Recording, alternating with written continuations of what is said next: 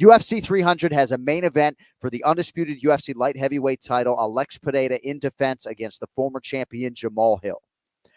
Now, when we were all trying to get predictive when it came to the UFC 300 main event, a lot of us felt like Alex Pereira was the champion most likely to headline, but it didn't necessarily seem like promotionally they would want to do the Magomed Ankalaev fight, and it certainly didn't seem that Jamal Hill, who had surgery for a torn Achilles in August, would be ready by April 13th.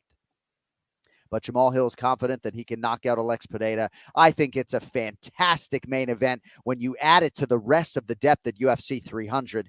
I'm really sold. I know maybe there was some novelty fight out there that fans were hoping for, but to me, Kenny, whether the promotion cuts my paycheck or not, UFC 300, Pereira versus Hill, that's fucking good enough for me, man.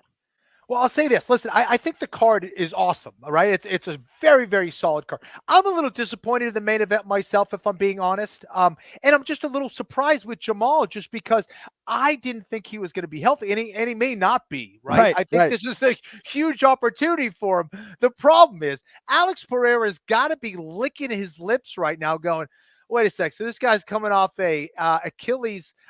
Yeah, he's coming off an Achilles injury, and my best strike are calf kicks. Yeah, I like that fight. Give it to me. Feed me.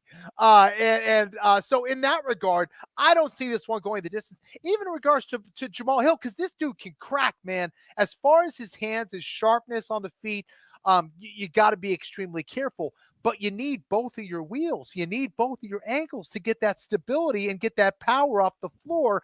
I'm not supremely confident he's going to be able to do that. If he's able to pull this off, John, I will say this, it will be one of the craziest comebacks off of an injury that I've ever seen. If he's able to pull this off, that's the story, right? If he's able to do that, that would be unbelievable, especially against an absolute murderer like Alex Pereira and that style. So, I mean, yeah, I think it's going to be a great fight. No question about that. But from a name standpoint, this is a fight for the hardcore fans, the guys who really know the sport. Yeah. But from some of the maybe the casuals, no offense, boys and girls, I think maybe they kind of wanted maybe a bigger name here, but still a fantastic main event.